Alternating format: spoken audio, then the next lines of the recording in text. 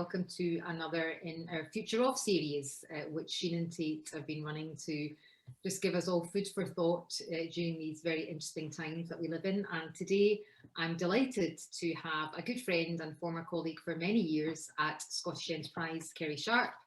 Kerry's got a really interesting background in investment in the private sector, in banking and financial services, and then for some years now has been in the world of economic development, really leading a lot of Scotland's efforts to get investment into our growing companies and to help scale companies. And Scotland has a thriving private investment scene, everything from seed to angels, all the way through to much bigger deals and international deals. And we've seen a lot of that over the last 10 years, but I think it'll be really interesting to talk to Kerry today about what's been happening in the last year, what the future holds. There's a lot of uncertainty and change, and she's a real expert in her field. She was running the Scottish Investment Bank, which is now a growth investment team in Scottish Enterprise. But at the moment, she's also the interim acting director of Scottish Economic Development. So a huge amount on her plate, which makes me doubly appreciative of the fact that she's here. So hi, Kerry, and thanks very much for doing this. Hi, afternoon, and I'm delighted to do it. Thanks so much for asking me along. Fantastic. So Kerry, maybe if we just kind of, set the scene.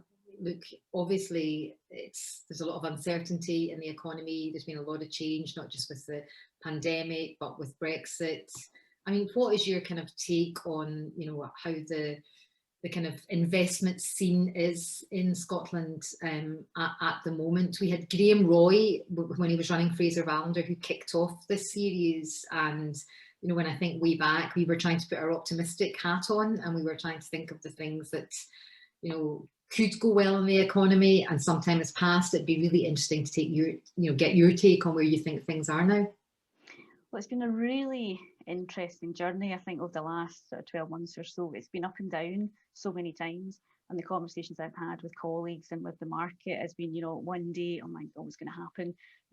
Tomorrow to feel a bit more comfortable that the impacts maybe aren't going to be quite as severe as first feared. And we're probably getting to the latter again, kind of strangely, I think. So what we have seen quite a lot of deals happening this year. The smaller deals, definitely. So less total funding, but more deals getting done, which is probably to do with the existing portfolios. We think a lot of investors want to support their portfolios through what's a really difficult time. And of course, investors know also that investing against the economic cycle is a good thing to do to make money. So that they're very much looking at the companies that they've got in the portfolio and want to support them and want to see them through. But what we are seeing is definitely a reduction in different types of deals, in particular at the early stage, and especially the very, very early stage. And that's not new though. So we started to see some of that reduction even pre-COVID.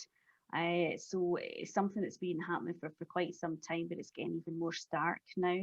So we've always focused, as you know, within Scottish Enterprise on the early stage, but the very early stage now is taking up quite a lot of attention, because it's important for the pipeline, obviously, of the future, to make sure that the earliest stages get investment as well.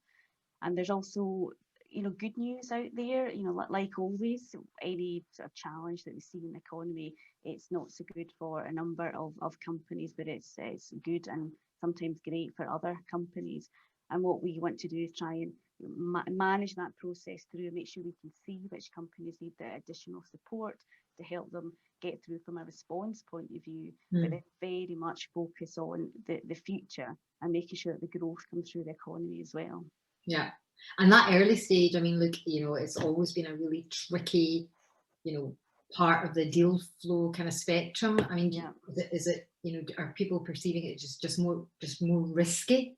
I mean, is it an element of risk here, or is it an lack of opportunity? I mean, element of both.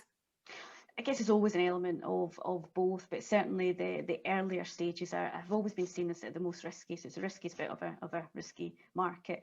And just now investors are very much saying, actually, we want to go where there's less risk for us. We want to focus our attentions on where we've got more confidence. And in quite a challenging market, and anything has a recession in the middle or at the end or in front of it, means that investors want to try and reduce the risk as much as possible. So there's definitely the largest part is to do with risk. But at the same time, one of the challenges is always around letting investors know about the great opportunities. It's difficult for companies to to get in front of investors. One thing that we're actually seeing just now, and there's different schools of thought on, is whether the current way of working, so remote working, is that going to be good or bad? Initial thoughts where it's going to be bad, because you want to look at management teams in the eye, you want to kind of kick the tires of any investment opportunity that you want to consider investing in. But at the same time, what we're also seeing is that the doors to investors are a bit clearer for people now. They can reach them. They can have conversations that they might not be able to have before. You can get a 30 minutes conversation with somebody just now that you probably couldn't 12 or 18 months ago. So that's quite interesting, and it's going to be important to see how that plays out. What that might though mean is that if that's the case for one company, it's the case for a lot of companies. So the USP for companies needs to be arguably even stronger just now, and companies need to be able to explain that in a way that's quite compelling for investors. I think that's so interesting, having just completed raising the first kind of 200,000 for an early stage company, Turtle Pack, where I'm the chairman. Actually, although the first half of the year was very difficult in terms of the kind of normal angel groups that you might go to, I do think there's a leveling of the playing field. And for example, I was able to help the company get to a range of different contacts, and if you could make that impact in 20 or 30 minutes, then I was finding that you were getting interest in the product, in the team, and then people wanted to give more time.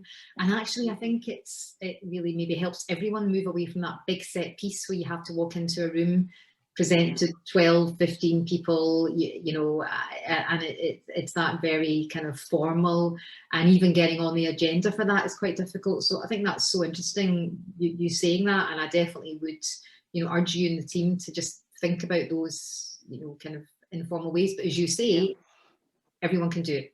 That's the whole idea now. But it might be easier to get to networks as a result. So maybe even for companies that are our clients out there, or even potential investors, finding a way to get in. Because another thing I found is that I do think that there are some individuals out there, and kind of, affluent individuals who, under things like SEIS, for example, would love to invest in companies, but actually just don't know how. They don't know how to get to the companies, and they don't know how to do it. So, maybe there are some opportunities there.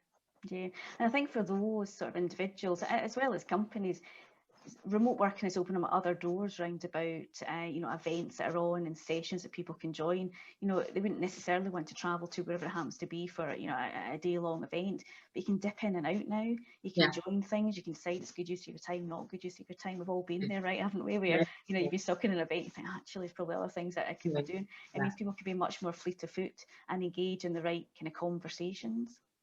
I mean, that's so true. Like, we might have done this in the evening somewhere. You and I might have had to, get to the place in Edinburgh. You're talking about 4 or 5 hours minimum by the time you're doing it, but you can come and do this, and it's much more accessible. I think the trick is just, as you say, that uniqueness and that distinctiveness.